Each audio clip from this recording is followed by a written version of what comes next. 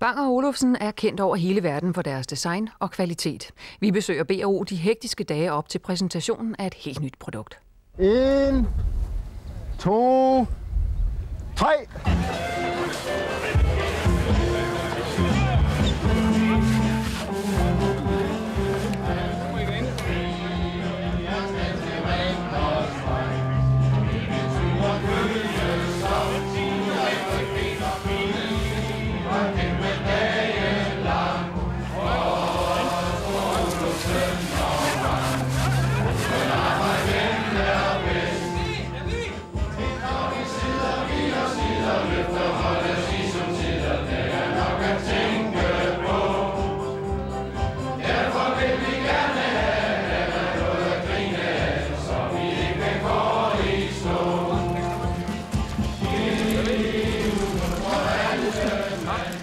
Udviklingsafdelingen hos Bang & Olufsen på firmaskovtur ved Limfjorden. Denne kreds af jævne og uhøjtidelige vestjyder udvikler til daglig nogle af verdens mest sofistikerede radioer, fjernsyn og stereoanlæg til kredsende og velbeslåede forbrugere kloden rundt. Altså, hvad skal vi sige, de samarbejdsrelationer, som bliver testet her ved sådan en social dag, har det nogen betydning for jeres daglige arbejde? Helt sikkert. Altså, det at man kommer til at kende nogle folk, nu er i hvert fald vores tur. At det er meget nemmere at kontakte nogen, og det er meget nemmere at være sammen med nogen, som man kender på den måde her. Og det giver selvfølgelig meget mere frit samarbejde og fri tone. Det er helt sikkert. Og til daglig, der træffer man selvfølgelig ikke alle de her 220-40 mennesker ved møder.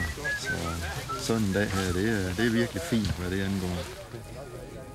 Dagens clou er oplægget fra B&O's mand i Holland, Jan van der Molen.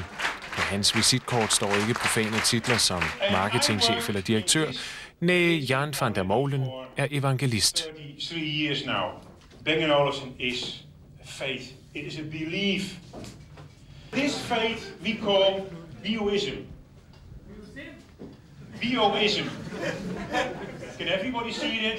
Yeah, I agree it's not that bright, but your televisions were the same 10 years ago and they improved.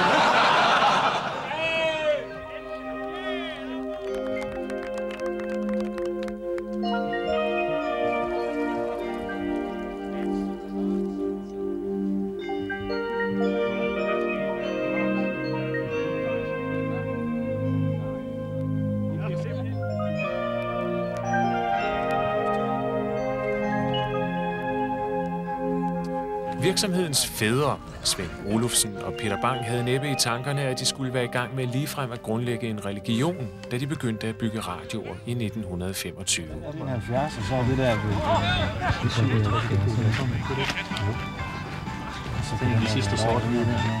Ja, hvornår var det nu, det var?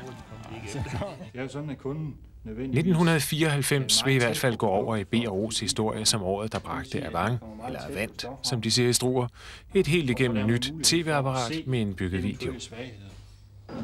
The image of Bang & Olufsen, because by buying such a fantastic product, they improve their own image. Actually, we sell what we say neighbor knockouts. I don't know whether it says anything to you, but we sell neighbor knockouts. Wow, look what I am. Oprindeligt var det tanken at bygge det nye vidunder med gammel elektronik pakket ind i nyt design, men bid for bid blev eksisterende indmad fra tidligere modeller kasseret. Avant-fjernsynet har nu undergået 2 års intensivt teknisk udviklingsarbejde, og der bliver ved med at dukke nye problemer op. Men nu er der kun 3 dage tilbage, før en prøveserie skal på samlebåndet. Så er jeg klar. Indtil videre så tjekker jeg først om det nye print, vi lige har fået fra fabrikken, om det fungerer, som det skal. Hvad var anledningen til, at du overhovedet var nødt til at skaffe et nyt print? Ja, det er, at de print, som vi havde kørt en prototype på, at de ikke helt holdt de specifikationer, som vi gerne ville have. Med hensyn til signal støj, der var for meget sus, det løb stort set ligesom Vesterhavet. Og det skal jeg så konstatere, om vi har fjernet på det print, som vi skal bruge til P-start. Det ser umiddelbart ud til, at printet fungerer. Jeg har ikke det Anna. Jeg har fået en fejlrapport for dig. Angående noget, du har brugt en BOV-tape på skak 2. Det lyder meget mystisk. Jeg er mest tilbøjelig til at tro, at det er fordi, du har glemt at konfigurere den som BOV-tape 2. Men vi kan lige prøve at genskabe den, og så se, om det stadigvæk er et problem. Det er den anden. Det er den anden. Ude i verden har B&O kun en mindre markedsandel. Men hjemme i Struer investerer de rask væk dobbelt så meget som konkurrenterne i at udvikle nye produkter. Til dato har det nye videosystem Avant kostet Bang & Olufsen 75 millioner kroner. Avant har flere funktioner end tidligere tv-modeller. Så mange, desto flere muligheder er der også for, at der kan have snedet sig fejl med ind i systemerne. Det ser ikke godt ud. Der er et eller andet, der er galt her. Det er faktisk lidt værre, synes jeg. Ja. Ja. Jamen, så skal vi have fat i dem igen. Kan du huske, om du så VT2 i displayet? Der stod ikke VAUX. Nej, der står VT2. Så er den OK. Alle de gange, jeg har forsøgt det, der har den gjort det der. Har det noget med leg at gøre for dig at være med til at konstruere sådan et program? Det har det da, afgjort. Det er jo sådan set lige så spændende som de opgaver, man kunne have som barn med at gå igennem en labyrint i sådan en opgavebog, ikke? Finde igennem, det er sådan set også, det ligner sådan set det. Der er sådan en eller anden detektiv i dig, som bliver pirret af opgavens kompleksitet. Ja. Jo mere indviklet den er, jo sjovere er det. Det er ikke sjovt nu, fordi nu er der stress på. Nu er vi stresset, og vi er bange for at indføre følgefejl. Så i sidste øjeblik, så er det jo aldrig sjovt at skulle lave ændringer. Den mindste ændring, vi laver i det program, det kan give nogle andre fejl. Nogle helt nye oplevelser. Bliver du færdig inden fyreaften? Det er ikke sikkert, men så må jeg jo blive her. Til det er færdigt. Så skal vi ikke forstyrre dig mere.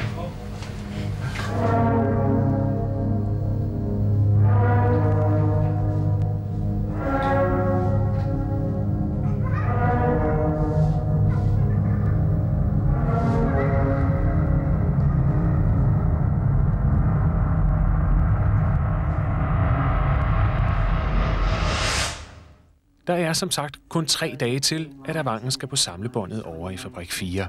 Men der er lige den kedelige detalje, at det nye fjernsyn støjer for meget. Så det er i absolut sidste øjeblik, at en medarbejder i udviklingsafdelingen får til opgave at finde og rette fejlen. Hans forslag til en løsning skal nu udsættes for actionfilmen Terminator. En film, der spænder fra dyb stilhed til et brutalt støjniveau. Det sætter støjfilteret på en hårdrejsende prøve.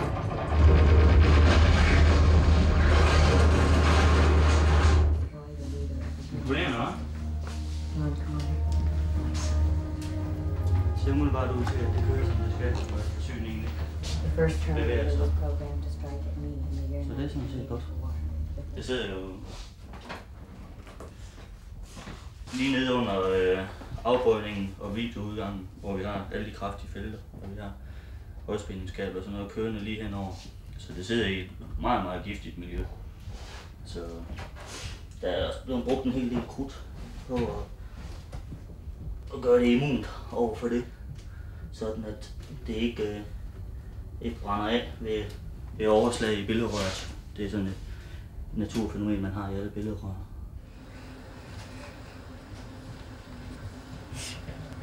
Og så skal der loddes og måles. Projektledelsen har sat en klar grænse for, hvor meget støj man er villige til at acceptere. Så er jeg sådan set klar. Og der forventer jeg så, at det er lige så godt eller bedre på det her.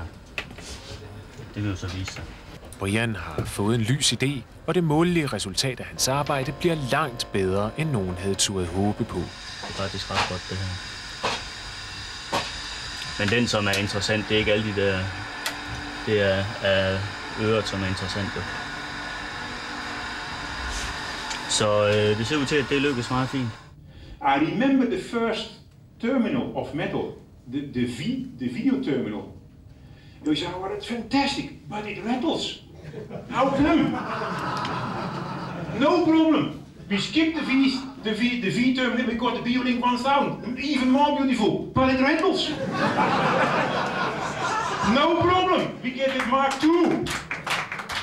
But it rattles and we get the Mark III and still if you do this, it rattles. And then I think, my God, the horse has lost. So, be careful because you can do 100 things right and they love you and they find out one thing wrong which cannot be improved and you lose the battle, you lose your customer. And we have lost a lot of customers. Nej, der er ikke råd til fejl, hverken store eller små. Det er jo genialt. Det var godt. Intet mindre. Så er det spændende, om det også virker, når vi får VTR i pommen. Det skal nu vise sig, om det er lykkedes for Bodil og hendes kolleger at komme systemfejlen til livs, så produktionen kan starte planmæssigt. Vi kan godt rise. Ja, men vi gør det lige igen. Vi har haft det til at køre, vi har haft lavet hele valg. Det hele er reset nu. Jeg trykker record. Det er også fik vi til at få mig play, det går nok. Det er nok. Ja. Så trykker du stop. Den der skal afbryde. Så slukker den der, og den der går i rekordpause. Begynder at blinke. Alle tider. Så det ser godt ud? Ja. Det er godt. Det holdt godt nok lidt hårdt, det her. Ej, det var lidt sådan. Er det sådan nogle dage her, der gør det sjovt at arbejde på B&O? Ja. Altså, når man er lige midt i det, så har man nok lyst til at gå ud og grave grøfter, men det er kun et stykke tid, så selvfølgelig er det spændende. Det er helt sikkert. De ledere, som skulle have øje for jeres indsats, har de øje for det?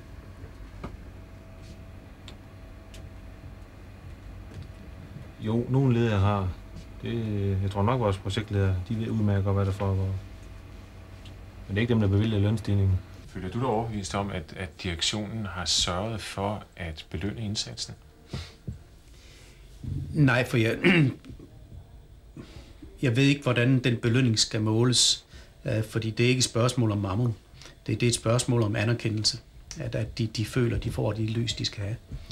Og det gør jeg ikke godt nok i øjeblikket, fordi jeg har ikke været over i den afdeling i det sidste halve år og snakket konkret med dem. Jeg har behandlet deres produktproblem i et strategiråd, men jeg har ikke snakket med dem. Men det tror jeg nok egentlig også, de har forståelse for, fordi de inderst inde, så vil de gerne have de anerkendende ord, som de fortjener. Men de vil egentlig hellere gerne have, at direktionen sørger for, at vi får gang i Frankrig og England, således vi kan sælge nogle flere produkter, end gå over og blande os i, hvad de går og laver, fordi det er de meget bedre til selv. Men de skal have den anerkendelse, naturligvis. Det har vi alle sammen behov for. You work in this department where I've heard they have the top has big salaries. No, it's not so that it is big salaries on the top, but you all have big top salaries. I almost made a mistake.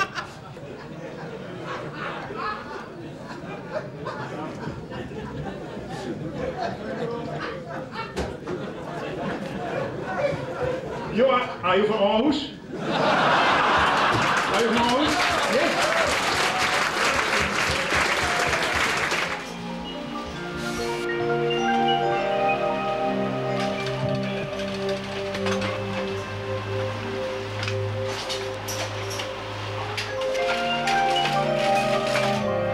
Selvom et fjernsyn fra Bang & Olufsen rangerer blandt de dyreste i verden, har virksomheden aldrig rigtig formået at tjene penge.